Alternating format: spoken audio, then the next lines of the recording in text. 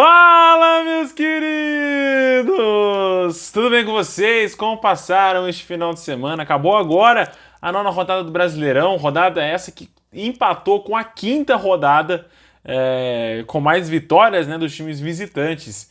4 vitórias das equipes que foram visitar os seus adversários, né? Tiveram que viajar alguns quilômetros aí e voltaram com os 3 pontinhos, né? Tivemos jogos aí bem interessantes até, com viradas emocionantes. Tivemos um jogo entre Atlético Mineiro e Palmeiras, que eu vou trazer aqui para vocês também, né, minha opinião sobre o jogo, comentar também o que as pessoas estão falando sobre ele, se eu concordo ou não.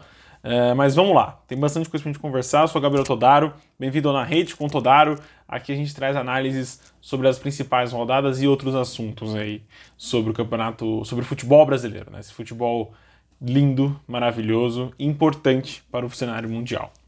A rodada começou com um confronto entre América Mineiro e Cuiabá, o que desfavoreceu a estatísticas que eu acabei de falar, né? A estatística que eu acabei de falar dos times visitantes vencendo.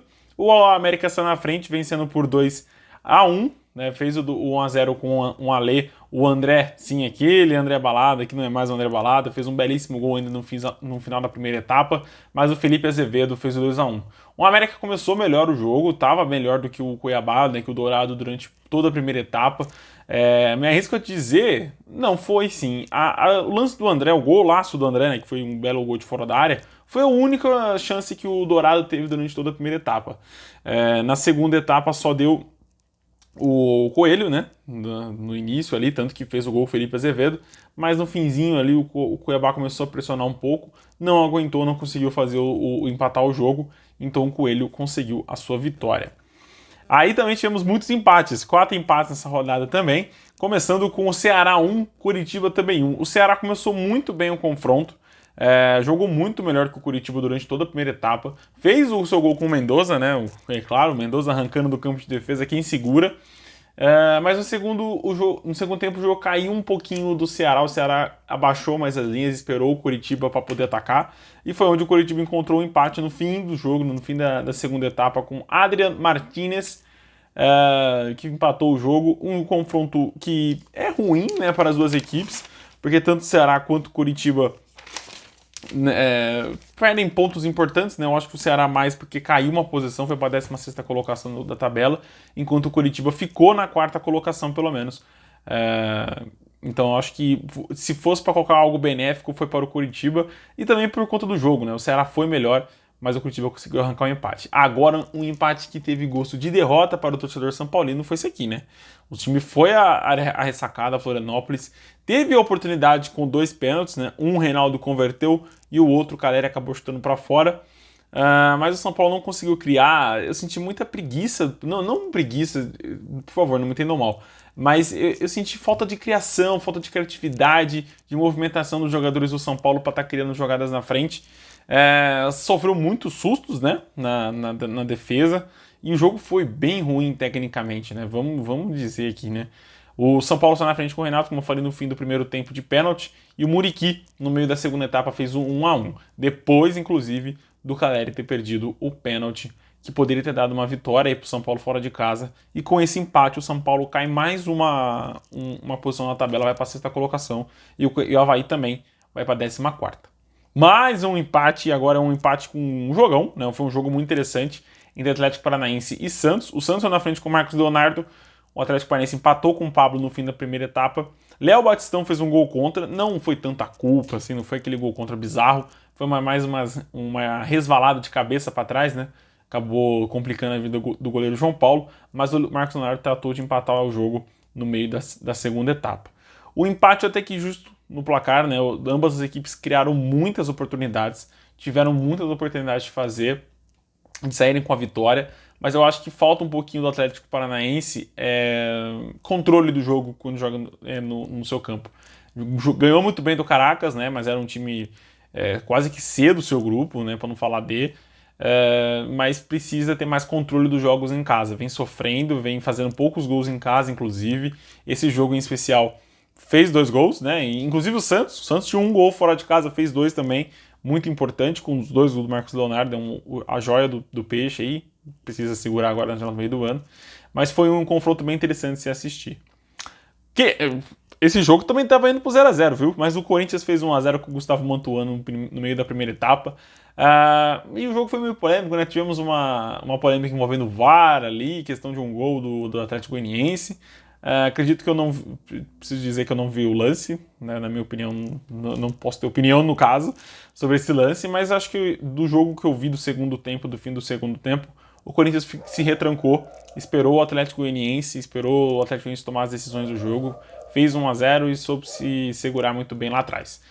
É ruim para quem está assistindo o jogo, né? Acho que o Corinthians poderia ter apresentado mais, poderia ter espetado mais, feito uma vitória maior, mas com essa vitória o time assume a liderança do campeonato, enquanto o Atlético Goianiense se afunda no Z4. O time vem muito bem na Sul-Americana, mas no Brasileiro não consegue desempenhar o mesmo papel. Já no domingo, tivemos uma grata surpresa. E aqui começa, né? As vitórias dos times visitantes, né? Com a vitória do Corinthians. A segunda vitória dos mandantes, né? E a última até aqui, vai ser a vitória do Juventude por 1x0 em cima do Fluminense. Lucas Claro fez um gol contra. Esse sim foi bizarro. O gol contra do Lucas Claro acho que resume muito bem esse jogo, que eu nem vou me estender muito, porque foi um jogo muito ruim, muito fraco tecnicamente.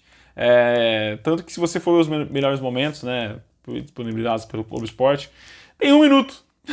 Incríveis 1 minuto de melhores momentos. Claro que o jogo foi afetado pelas fortes chuvas que caíram em Caxias do Sul, mas eu acho que ainda faltou um pouquinho ali de qualidade assim, das equipes, de controle, de entender mais o jogo, de mudar a tática, inclusive do time do Fernando Diniz.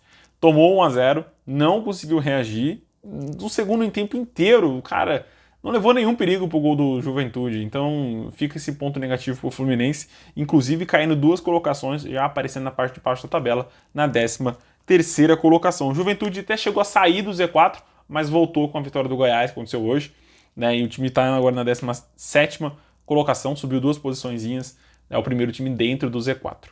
Aí, mais um visitante que venceu foi o Fortaleza por 2x1, venceu a poderosíssima equipe do Flamengo, né, lá no Maracanã, inclusive Maracanã lotado. Robson e Hércules fizeram os gols do Leão do PC e Everton Ribeiro descontou ainda no final da primeira etapa para o Flamengo.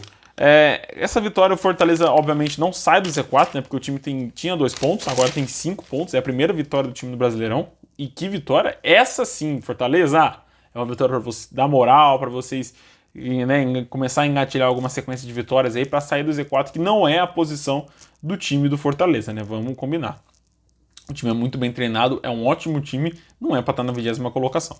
Mas vai penar um pouquinho, porque o Fortaleza tem 5 pontos, o primeiro time fora tem 10. Então, no mínimo, são mais 2 jogos do Fortaleza no Z4. Mas o time jogou muito bem, foi um ótimo jogo do Fortaleza e um péssimo, fraco, esquecível jogo do Flamengo. O time volta a jogar muito mal defensivamente e nesse jogo especial, ofensivamente também, porque o Arrascaeta não estava em campo, né? Tá servindo a seleção uruguaia, no caso, e o Gabriel Barbosa também não jogou. Então o time se sentiu demais na frente. O Pedro desperdiçou um pênalti, mas não pode colocar o peso em cima do cara. Também não pode colocar o peso em cima do Paulo Souza, do técnico, porque inclusive um dos gols, o primeiro gol do Robson, né, foi uma falha na saída do Willian Arão. Então, assim, você culpar o técnico é simplificar muitos erros que o time está tendo, o que o time está sofrendo no Brasileirão. Acho que é um dos culpados, é um dos erros, sim, que devem ser conversados ali, mas não o único, né? Renato Gaúcho já passou por esse time depois de Jorge Jesus e também não conseguiu agradar tanto a torcida quanto o próprio time. Então acho que a torcida do Flamengo tem que ter mais calma. É difícil pedir calma, mas tem que ter mais calma, paciência, porque não é tão ruim assim o trabalho do Paulo Souza, não. É claro, acho que os jogadores estão vivendo uma péssima fase. E aí envolve vários jogadores, linha defensiva, linha ofensiva. Mas o Flamengo cai 3 colocações, vai para a 11ª posição na tabela. Poupa tempo no jogo mais esperado da rodada, né? Palmeiras 0, Atlético Mineiro também 0. Foi um bom jogo, um jogo bem brigado no meio de campo. Ambas as equipes não tiveram grandes oportunidades. O Palmeiras teve até no fim da primeira etapa com o Rafael Navarro, que chutou para fora. Mas é difícil eu listar para vocês aqui grandes defesas do Lomba e grandes defesas do Everson. Não tiveram. Eu acho que foi um jogo muito brigado, mas quem assistiu da parte tática das duas equipes, tanto do Palmeiras quanto do Atlético, pode se deleitar com mais uma partida que só mostra que o futebol brasileiro está no caminho, principalmente com essas 3 equipes, né, Palmeiras, Atlético e Flamengo, está no caminho de uma profissionalização, de um campeonato mais vistoso, de um campeonato mais gostoso de assistir, mais prazeroso, né? Se a gente for pegar os grandes jogos da Premier League entre Liverpool e Manchester City, Liverpool e Chelsea, rolaram muitos empates. Então o empate às vezes não quer dizer que o jogo é ruim. Muitos jogos nessa rodada, sim, quis dizer, né? Por exemplo, Avaí e São Paulo. Mas Ceará e Curitiba, por exemplo, foi um bom jogo. Santos e Atlético Paranaense também foi um bom jogo. E Palmeiras e Atlético também foi um bom jogo. Nem todo poupa-tempo é um jogo ruim. Então Palmeiras e Atlético foi um ótimo jogo de se assistir, bem interessante. Mas foi ruim para as duas equipes, que tanto que o Palmeiras perdeu a liderança do campeonato e o Atlético foi para a terceira colocação. Mas foi um jogo muito bom. Inclusive os melhores momentos, se você assistir, você vai assistir o que teve de melhor no jogo. Red Bull Bragantino 0, Internacional 2. Foi um jogo que coroou um time que não jogou bem. Aliás, esse jogo estava encaminhando para um poupa-tempo também. Você pode ver pelo tempo dos gols, né? O Johnny fez o gol aos 90 mais um, aos 46 minutos do segundo tempo, e o Carlos Depena aos 53 do segundo tempo. Então, assim, é difícil eu falar aqui do que está passando na cabeça do Mano Menezes, né? Mas pela leitura do time dele em campo, é um time muito pobre criativamente, não consegue criar, lento, difícil de sair uma jogada rápida de contra-ataque.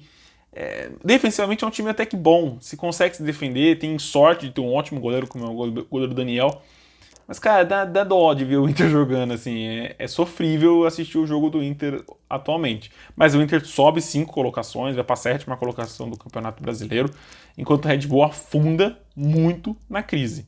Tá na 15ª colocação, né? Caiu uma posiçãozinha. Mas o time de Bragança Paulista não vem jogando bem. Não sei se sentiu a falta do Léo Ortiz na zaga, se tá faltando algo a mais do Arthur. Acho que é um conjunto de tudo isso, né, na verdade. Mas também não é para se culpar o trabalho do Maurício Barbieri, que fez um trabalho histórico nas 2 temporadas passadas, né?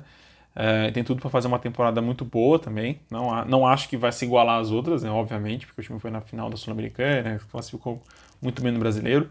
Mas acho que, enfim, são escolhas erradas da diretoria, são escolhas erradas de contratações. Acho que isso resume muito bem as crises de Flamengo, de Atlético, de Red Bull Bragantino, consegue resumir muito bem essas escolhas. E o Inter ainda tem um caminho muito longo para encontrar um bom futebol. O último jogo da rodada, né? Goiás 2-1 no Botafogo fora de casa. Mais uma vitória de um visitante, né? Essa foi a 4ª. Com a vitória, o Goiás subiu 4 colocações, saiu do Z4, foi para a 12ª colocação do campeonato.